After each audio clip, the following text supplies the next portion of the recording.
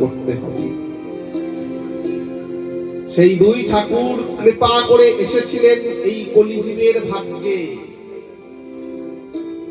বীরভূমের এক চক্রা সুধাকর পতিত পাবন নিতাই চাঁদ, তার অভিন্ন তনু নদিয়ার পূর্ণচন্দ্র শ্রী গৌর সুন্দর।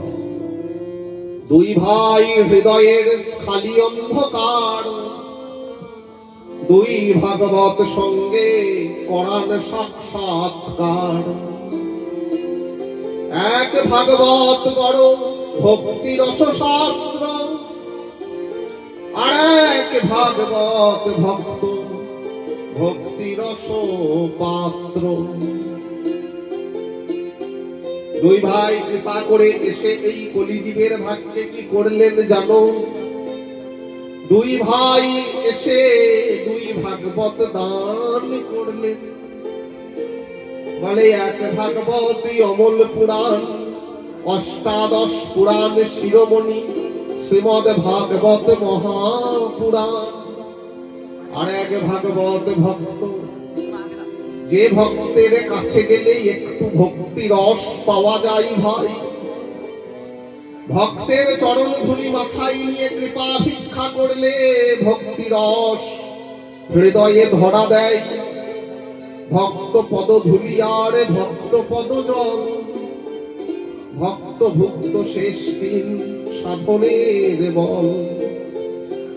সেই ভক্তরূপ ভাগবতকে দান করলেন এই দুই ভাই।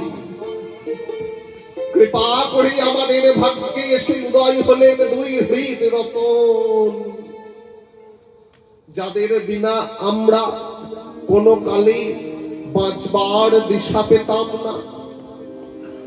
সেই দুই ভাই এসে শেখালেন, দ্বারে দ্বারে গিয়ে হরি নাম ভিক্ষা করে নাম প্রেম মালা গাঁথি পড়াইল সংসারে।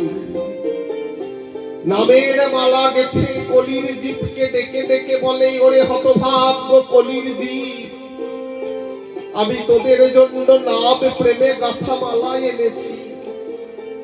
একবার কৃপা করে তোরা দ্বারে দ্বারে আয়, এই দ্বারে এসে এই মালা পড়ে যা। যে নামের মালা পড়লে তোদের দূরে যাবে ত্রিতাপ জ্বালা। আধ্যাত্মিক আধি দৈবিক আধি ভৌতিক এই ত্রিতাপ জ্বালা থেকে তোরা মুক্তি পাবি। একবার ছুটে আই ভাই, পড়ে যায় এই হরি নামের মালা।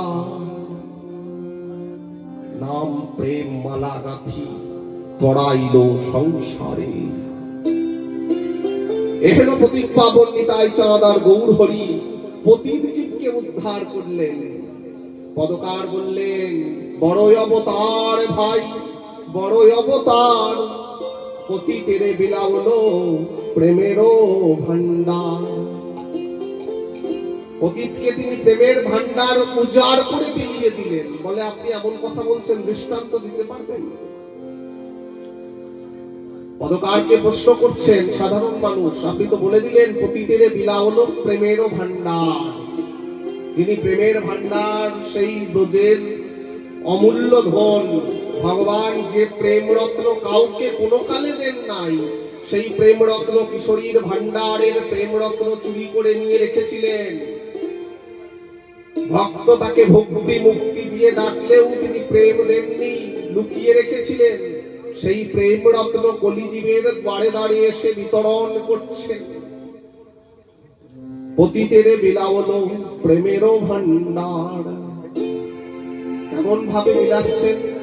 বলে, ওই দেখো ভাই, দেখো দেখো, রাজা হইয়া কাঁধে করে বৈষ্ণবেরও ঝোলা।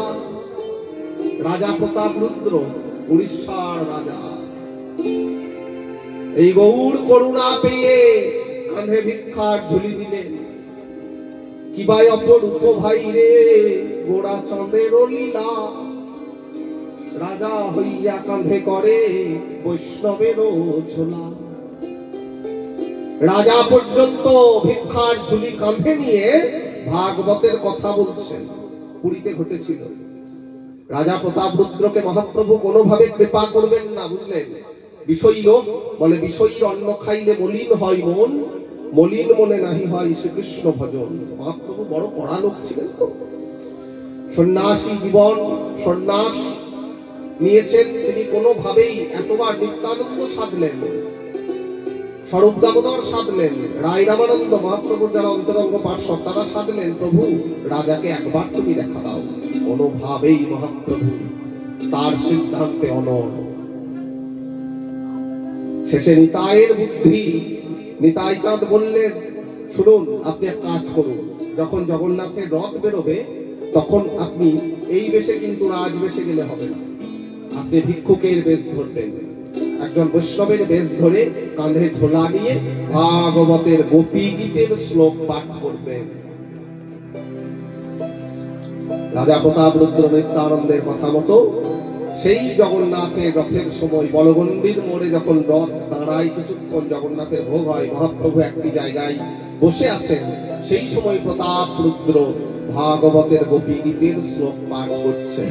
তব কথামৃতম ত্বপ্ত জীবনম কবিভিরীড়িতম কলমসাপ্যহম।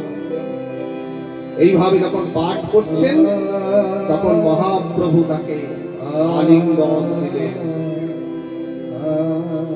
কে গো তুমি?